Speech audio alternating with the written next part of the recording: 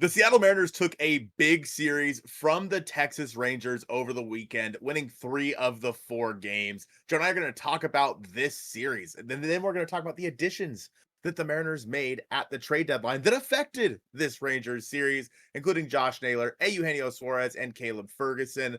We're then going to mention our grade that we have for this MLB trade deadline for the Mariners because I think we can all agree that maybe they could have went out there and made another move, but it was still a good deadline. So we will give you our grades. We're then going to talk about the Chicago White Sox series coming up starting on Tuesday after the Monday off day. Thank you guys so much for watching episode 213 of the Hit It Here podcast presented by FanDuel, part of the Bleav network. And this is the Billy and Bucky episode of the podcast. Bucky, we met in Electric City where we went fishing at Banks Lake over the weekend. A lot of you guys probably know after the trade deadline stream, we went fishing and we ran into Bucky at Safeway. And then Joe met Billy. And you guys have referred, you guys have heard me refer to this person before because he was the guy I met in the bathroom at the All-Star game. Billy, I am so sorry that I forgot your name, but I'm glad we got it sorted out, and this is officially your episode. Joe, over the weekend, the Mariners took a pretty big series against the Rangers. Now, over on FanDuel, the Mariners are at plus 170 to win the American League West, and after taking a series like they just did from the Rangers, and the Astros getting swept over the weekend, I'm kind of liking those odds. Yeah, I mean, you're only sitting at 2.5 back from the Astros now at this point, and some of the, the remaining schedule for the Mariners is relatively soft given what the current standings are. 49 more games to play, and this is Sean Collins tweeted this. Shout out one of the Collins brothers from Collins It Like It Is, tweeted this. The Mariners have 49 more games to play, only 15 more games versus teams who are currently in the playoff picture.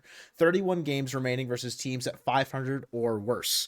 You kind of said this right before the All-Star break that the Mariners' soft part of the schedule, I mean, you said you wanted them to go 10-5 over the 15. I think they're 6-5 right now, so they gotta win the next 4 in a row at a minimum. But you also said that they'd be they'd be ahead of the Astros in the American League West. Well, if you want to take some plus money, maybe win a little bit more, a little bit more coin on your bet. Plus money for the Mariners to win the division while the Astros maybe are faltering a little bit. The injury bug still plaguing them a bit.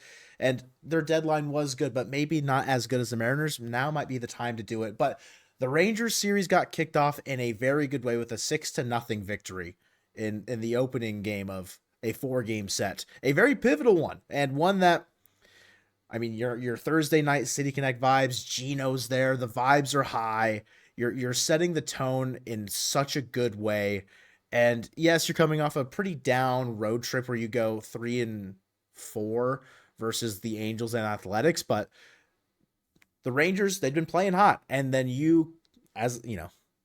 I kind of mentioned you got to kick them in the teeth in the series preview. They did just that in game 1. Yeah, Cole Young with the artist formerly known as a 470-foot home run ended up being like 456 or something like that. Yeah, I think still absolutely demolished. Cole was 2 for 4 in this game with 2 RBI. Cal Raleigh, I believe, also hit one out in this game as well.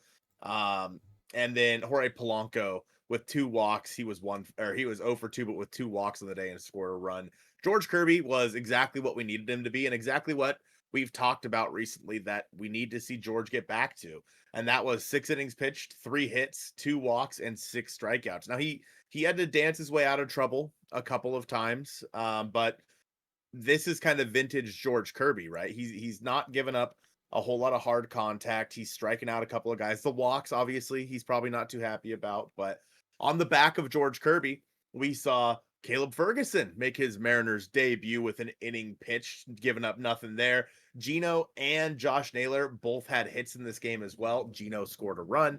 Just overall, a great game for the Mariners to kick off this Rangers series. I think Gino he scored on a wild pitch and was the first run of the game. So I don't know what those odds would look like on FanDuel for Gino to score the first run in his first game as a Mariner, but I'm sure they would have been absolutely insane. But I know that you want to talk about maybe a live odds shift, in the bottom of the 9th with JP up. what that would have looked like in game 2. Obviously, the Mariners are down 3-2 heading into the bottom of the ninth. Rangers bring in Robert Garcia to face the left-handed part of the lineup in Dom Canzone, JP Crawford, and Cole Young.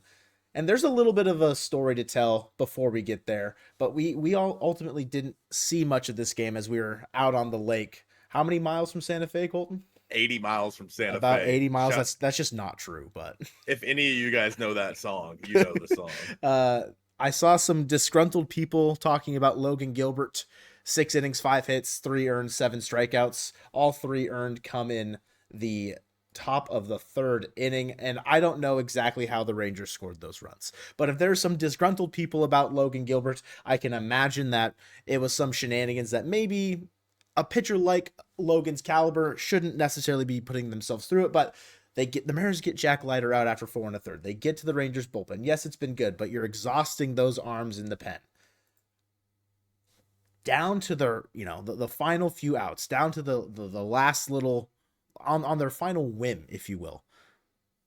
JP blew the roof off the place.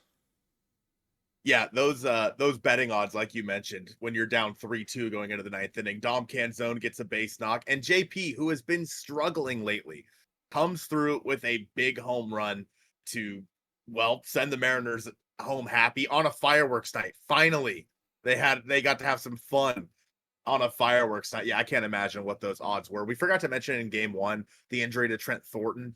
When he was pitching, I believe it was the 9th inning, and he kind of stumbled coming off the mound and ended up, rupturing his Achilles, which is just, yikes. Dude, you feel for the guy. He's had a hell of a season, from the appendicitis to obviously the heat exhaustion on the mound in Chicago, and now this. I mean, just what a trip for Trent lately. Hopefully he heals up quick. But yeah, game 2, I mean, we were sitting there playing cards. You posted an impromptu video of me, which people at my work saw and started cracking up, by the way. They were brought it up all day today. Yeah, I mean, just a super fun way to win that game, and a really important one because you secured a series split. And that felt even bigger the next game, in game 3, because while the Mariners probably had a good chance to win this game, Joe, they ended up losing in extra innings in the 11th. Yeah, this was a pretty frustrating game when you take a step back. There's, runners, bases loaded, 1 out. That run wins you the game, and you can't get it to cross the plate. Cal Raleigh had a pretty notable game. 0 for 5 with 5 Ks.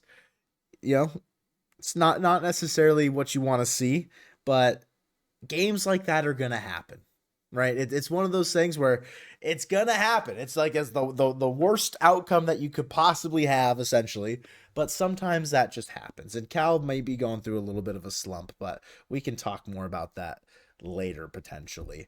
This game, I mean, Randy, a game-tying home run, just felt like the momentum immediately got brought back to you after he hit the tying 2-run home run in the bottom of the 10th inning after the top of the 10th. It's just Manfred Man shenanigans and all. I just hate it.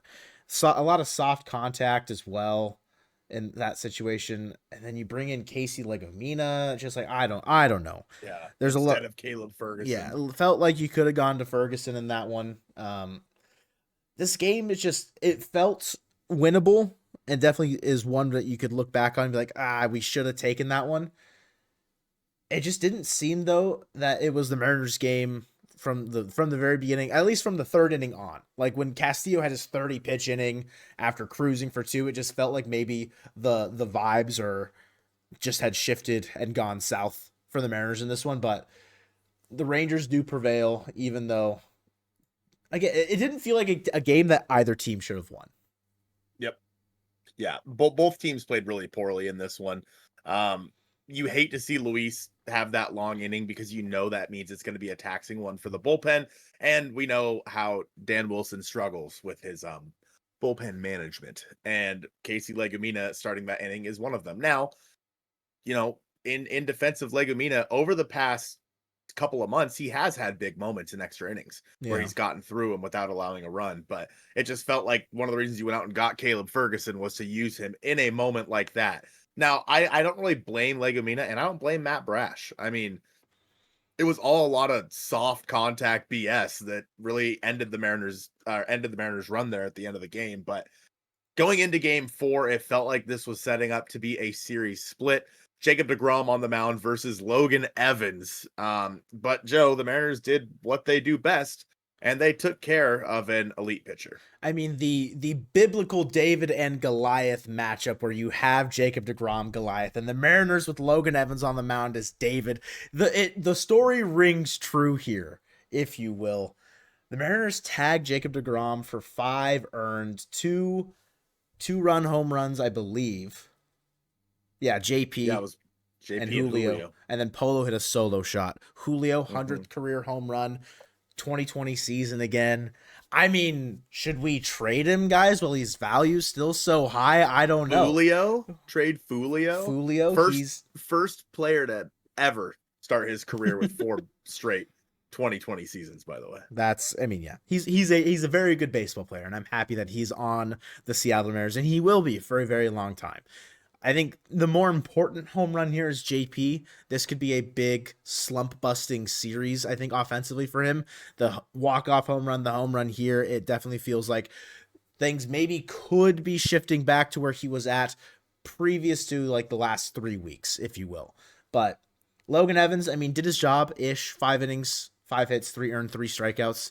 I didn't get to watch a single inning of this game, unfortunately, because of work. But yeah, I mean, Carlos Vargas goes out there and gives you 2. He gives up an earned run, but like whatever.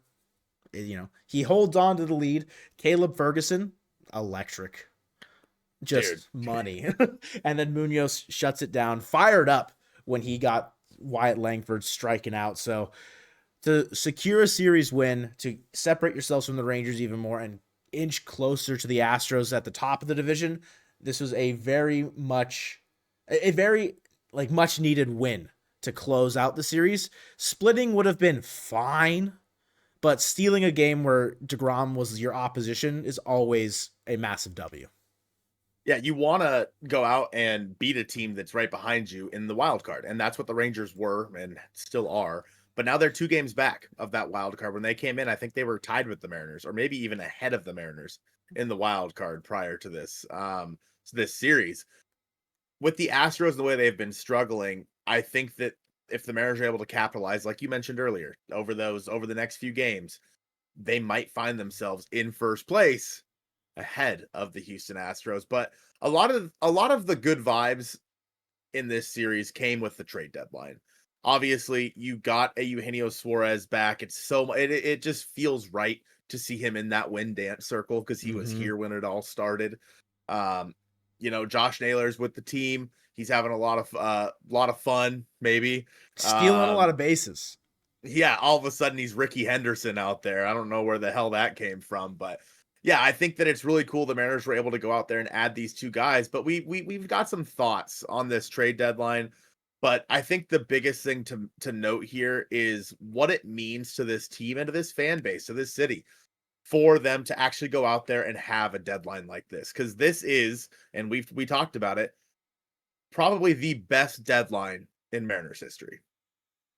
They've had 2 really good deadlines back to back. And I mean, if you erase 2023, and Dipoto had some kind of interesting tongue-in-cheek commentary about, Dob Kids Odes paid off for us right now, talking about each deadline acquisition from 22, 23, 24, 25. 22, you obviously get Luis Castillo. 23 is the Seawald trades, like whatever. But 22, 24, and 25 are all like pretty good, really solid deadlines with, I think, 25. I think all of them kind of escalating in quality where in this specific iteration, the Mariners went out and got the 2 best bats that were traded this deadline season. You could argue maybe Carlos Correa could be thrown into that conversation, but given the success on the season, I would say that Naylor's definitely ahead of him still, just based on season success. Yes, you could also say this is a lot of multiple things can all be true all at the same time. The Mariners got better at the deadline. They got the 2 best bats acquired, and they added a middle reliever where they definitely needed some help, especially from the left-handed side. They didn't give up any. They didn't really overpay in any of these trades. I think all of them ended up being a relatively fair price where both sides could probably come out on like as a win-win style trade. But on the same, like, in the same vein, you didn't give up any of your top 10 prospects or your top 100 prospects. Locklear was, I think, ninth, but that's, neither here nor there. He's like basically, he's like, he was basically just on the MLB roster anyways, like MLB ready. Yeah. Like he shouldn't necessarily have been a prospect, but that's, And when the guys that were drafted this year are added to the top 10, he probably would have fallen out of it anyway. Would have gotten pushed out. And so you could say that they still have had enough ammo to where they could have gone and made another move and acquired what we felt was a necessary move of another leveraged reliever. And we both said that pretty plain as day during our trade deadline stream. And I think some of the negativity about us feeling that they were done stemmed from the fact that the Astros and the Rangers were making moves while it felt like the Mariners were just kind of sitting on their hands.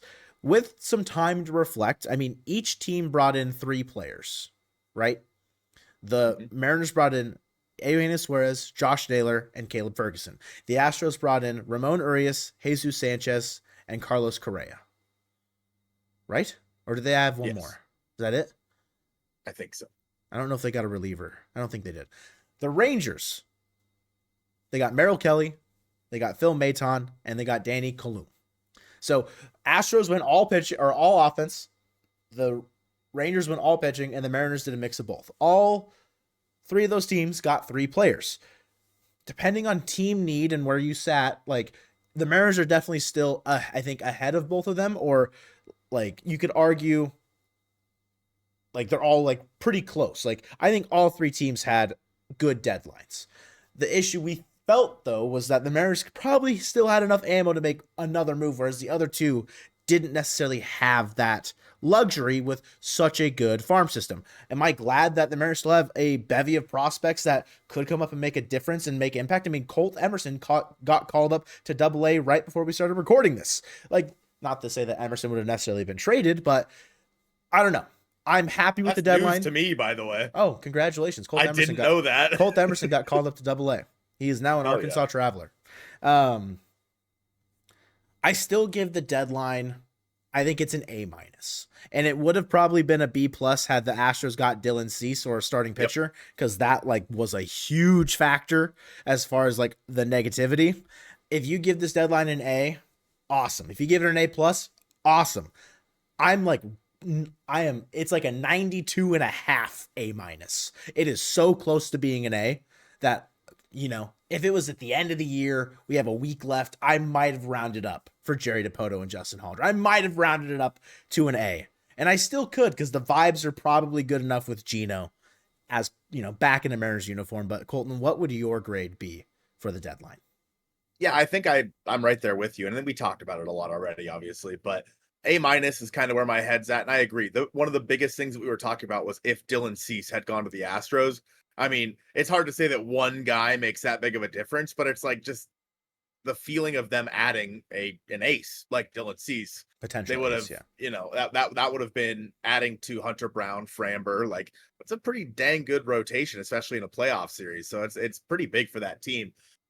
I agree. They needed to go out there and add one more reliever. And obviously, we saw Trent Thornton go down, so the Mariners had to make a move there as well. I think that, and the thing is they tried. And there's a quote from Justin Hollander, and we all heard about it on Saturday, that the Mariners were making a play for Joan Duran, who was the best reliever traded at this deadline. Justin Hollander said, "We definitely tried. We were working all day on Saturday before the Gino deal came together on a different deal, which has kind of been reported out there, the Joan Duran deal. I don't think that it's a big secret that we were trying to acquire relievers, in particular the Twins relievers, and we weren't able to get that across the line. Yesterday was both relievers and players who maybe had good role player skill sets to help them get the team more versatile. It just didn't happen yesterday." And yeah, I think that maybe the Twins, like, honestly, they might just not have liked the Mariners prospects. But from what we've heard, the Mariners felt like they had the best offer on the table. They offered 2 elite prospects, meaning 2 guys in the top 100. I would be shocked if it wasn't Harry Ford and like Michael Arroyo, or something like that in that deal. And you know what? beauty's in the eye of the beholder, and the Twins like the Phillies package more. Obviously, Mick Abel's a good get for them. Like, I think that you miss out on Joan Duran. It sucks. Like, it was a bummer. But also, there's still plenty of other guys. And it felt like all day on deadline day that we were watching relievers fall off the board for packages the Mariners could have easily beat. Mm-hmm. And it was hard to watch knowing the Mariners, because knowing the Mariners have the best farm system in baseball, probably they could beat any of these, and they were choosing not to. And it felt like, yes, we agree that the Mariners, this is the best deadline in Mariners history. It's an A-, but if you could have gone out there and added one more leverage reliever, this would have been an A++++ deadline. Like, Mm-hmm. I can't imagine a better deadline. And you look at what the Padres did. They had Padres probably had the best deadline, In honestly. terms of adding to their MLB roster now, if Yeah. you take a look at the future and what it might hold, that's maybe a different conversation. And if Mhm. that's the way that the lens kind of shakes out for what you view as winners and losers on deadline day, like, yeah, maybe you don't think AJ Preller did a good job because he completely shafted, the team in 5 years, maybe. But also, he probably put them in the best win now mode that he could get at this deadline. Mhm. Exactly. And I think that's something with the Mariners, like, obviously you're trying to win now. You added three guys on expiring contracts. Yep. Like, all three guys at this deadline are going to be gone off this team at the end of this year. I think that this is a sign from the Mariners front office, obviously, that they are going all in this year. And it just felt like all in should have included one more leverage guy, because we know the back end of the bullpen has been in a rough spot. Now, the thing with the Mariners is they're very good at turning guys who are nothing into something. And there were guys that were, DFA'd, etc. NL De Los Santos, Chris Flexen has had a really great year in the bullpen. Like, Ryan Presley. There are guys out there the Mariners could try to add to this team, or they could just roll with the punches right now. I mean, Caleb Ferguson has looked like every bit what you needed him to be. He's been giving up soft contact. He's been, the getting out of some tough situations. I think that's exactly what you needed out of Ferguson. And overall, I just think that, if this is the deadline that needed to happen for this team to make it to the playoffs and go deep in the playoffs, awesome. I just am scared that if we get to the playoffs and we have a moment where Andres Munoz has already pitched, Matt Brash has already pitched, and we have to rely on Casey Legumina to come in a pressure situation, and that loses us, the American League Division Series, I am going to look back at this deadline and just say, what if? Like, what if the Mariners could have just acquired one of those guys? And it doesn't even have to be like fully looking to the playoffs. I mean, if they had added a reliever and then Legomina doesn't have to pitch, maybe they win and completely mop the Rangers in this 4-game series if they have a different reliever. But that's a bunch of what ifs. But I do want to take a look at some of the FanDuel league winners for the American League odds and breakdowns for the trade deadline. So a quick word from FanDuel. There's some talk after acquiring a Eugenio Suarez and Josh Naylor that the Mariners may have the best lineup, top to bottom, the deepest in the American League. And I think FanDuel Sportsbook American League winner betting odds may reflect that a little bit. Given the Mariners' current spot in the standings, I mean, they are currently in the wild card 3 position. Of all the teams that are slated to make the postseason, at least right now, if the season ended today, yeah, the Mariners are the 6th seed, but they've got the 5th best odds to win the American League. The front runner right now, the Detroit Tigers, the American League Central darling, Tarek Skubal on the bump, they're at plus 340 to win the American League. That means they will be the AL representative in the World Series. They will be the American League pennant winner. Up next, your American League East leader, Toronto Blue Jays. Right behind them is the New York Yankees, both at plus 400. So FanDuel seems to like New York if they do make the postseason, especially with their deadline of adding 3 legit leverage relievers, albeit their debut didn't necessarily go very well for the Yankees. They like their odds, plus 400 for both the Blue Jays and the Yankees. I'm pretty curious about that. But up next, the Houston Astros are at plus 500 if they make it to the postseason. Plus 500 odds to win the American League pennant there. Listen, They might not be the American League West winners by the season's end with the Mariners keep chasing them, but the Mariners are up next at plus 650. I really do like those odds. If the Mariners pitching staff can perform exactly how we know that they can, who's to say that that offense, and with a tailored pitching staff that can go deep into ball games, that can win you games, which we saw them do all of 2024, that plus 650 seems like it might be a very cashable odds line to hit.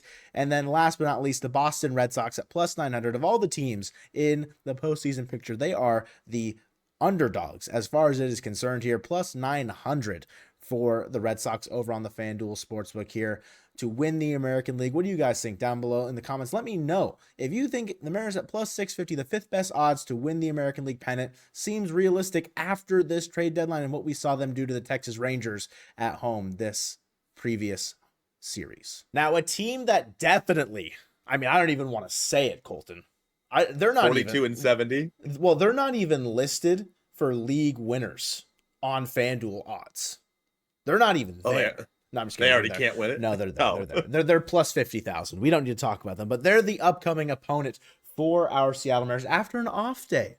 On Monday, the day that you're hearing this, the White Sox come into town and they are greeted with Bryan Woo, Mr. Six Innings himself. Do you think if they did another Players Weekend with nickname jerseys, that Bryan Woo, his nickname would be Mr. Six Innings? Man, I feel like that would be a really long name on the back of a jersey. MR, yeah, because you wouldn't do a number. Yeah, like MR dot space SI. Yeah, right. Maybe not. Probably just be B Woo. So yeah, Woo. Yeah, that's probably pretty true. Bars. That'll be that game. Bryan Woo. He's gonna be up against Davis Martin. James. Martin has a 3.84 ERA on the year with 63 strikeouts. Now the Mariners haven't really faced him, and honestly haven't really faced a lot of guys in this rotation for the White Sox. Randy Arozarena does have a home run against him in 7 ABs. Jorge Polanco is 2 for 5 versus Davis Martin. Versus Bryan Woo, again, the White Sox haven't really faced him that much. Andrew Benintendi has touched him up for a home run in this one. He's hitting 333 in 6 ABs with a home run. Other than that, I mean, just really not a whole lot to talk about. This is a series that you should sweep. You should sweep this. It's hard to sweep in baseball. You should sweep this series. Now, the White Sox, I believe, have played much better baseball recently than they were playing before the All-Star break.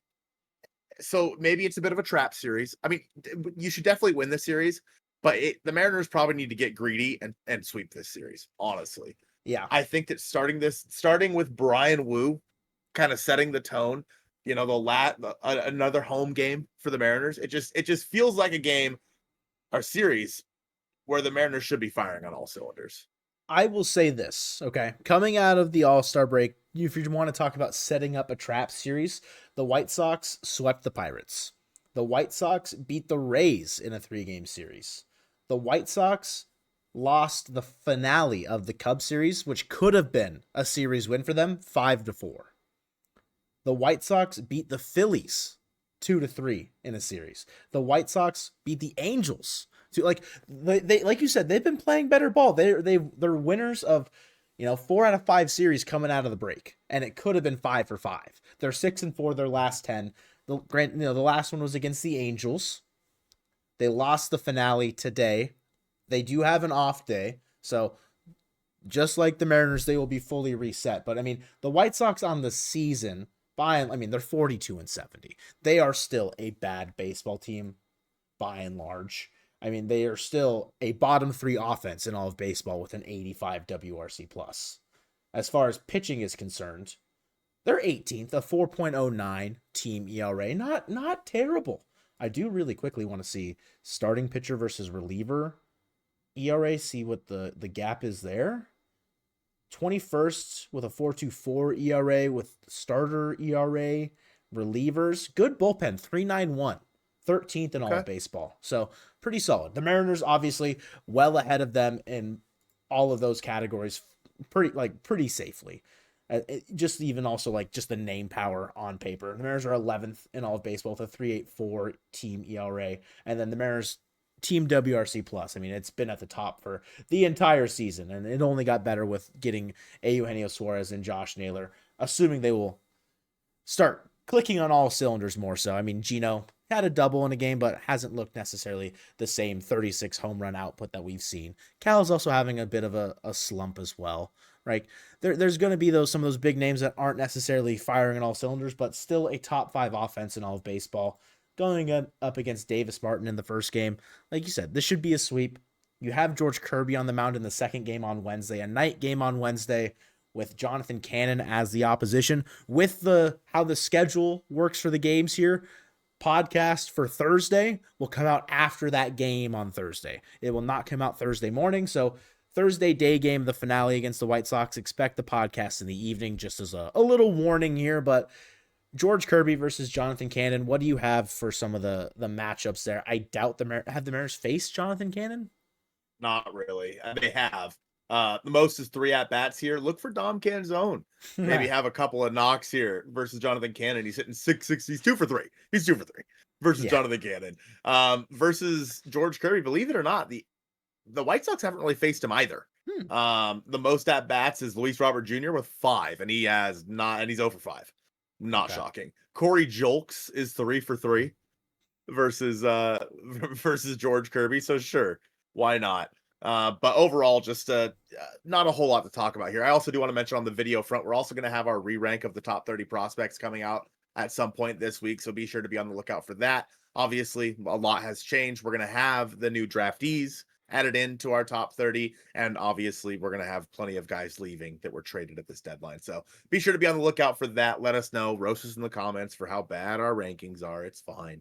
It's fine. But game 3 against the Chicago White Sox, Logan Gilbert on the mound versus all-star Shane Smith, by the way. Oh, put some respect on his name. He has a 4.25 ERA on the year. Logan has a 3.45 ERA with 112 strikeouts. Looking at the numbers here for the Mariners, Julio is 1 for 3 with a home run off of Shane Smith.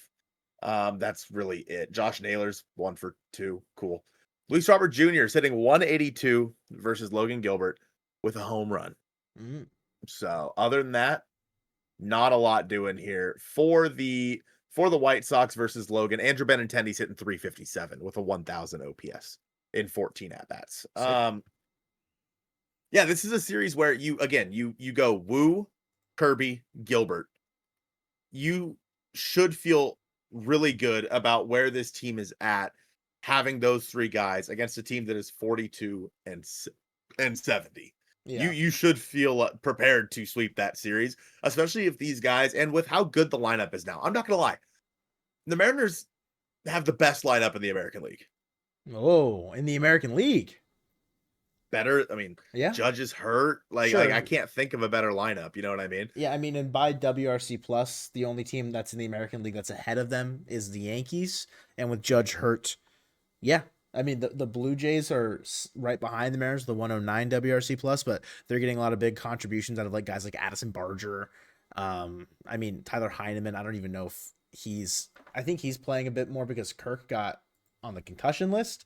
I think he was having I don't want to say a Linsanity run, but yeah, he's still hitting 333 in his limited opportunities. So yeah, like they're getting contributions out of guys that maybe you wouldn't expect. But yeah, I guess deepest lineup in the American League, Seattle Mariners. Yeah, I mean, the name power goes crazy, right? Obviously, you have Julio, you have Cal, you have Randy, and then you add Gino and you add Naylor to that. JP Crawford obviously has been one of the most undervalued shortstops in baseball over the past couple of years. Just an incredible lineup. You just need the starting pitching to get on the same page. And obviously, Brian Wu has done it all season long. George looked good in his last outing. And Logan, we're still kind of searching here and there. Sometimes he looks like vintage Logan. Sometimes he looks like, he's struggling a little bit. Obviously, the injuries to George and Logan earlier this year are certainly playing a role there. But overall, this is a series that I feel really good about for the Mariners. just talk like speaking on Logan again. We didn't watch that game, his most recent start, but it looks like if there's just like one inning a game where Logan just forgets that he's one of the best pitchers in all of baseball, if he can just simply not do that, I mean that is a 6 inning shutout start again, back to back from Logan Gilbert and George Kirby in that series. Yeah, because George started game one. I don't know. The pitching getting on the same page is where the offense is at, where the offense has won you a lot more games than the pitching has this year. Yeah, if you can get any semblance of what the 2024 pitching staff put up, I mean, this team can go on a pretty serious run should everything on paper play out to what it should. I do want to say, and again, this holds no weight, I think, right now, but I still want to mention it anyways, because I feel like it could get brought up for whatever reason. But Josh Naylor, former American League Central player for a while in his career, has 52 games played against the Chicago White Sox. The chances of any of the players still being on the White Sox that he faced, probably pretty low because of how much turnover happens on the bad baseball teams around the league. But in 52 games, Naylor's hitting 347, 388, 591 with a 979 OPS and 193 at-bats. I mean, Okay. if there's ever a series for Josh Naylor to kind of just go nuclear against a team that he's used to stomping into the ground, maybe it's the White Sox. He'll just see the South Side pinstripes. He'll see red like a bull, and then he'll hit 4 home runs, and it'll be great. Off the windows of the Hitting Your Cafe. Exactly.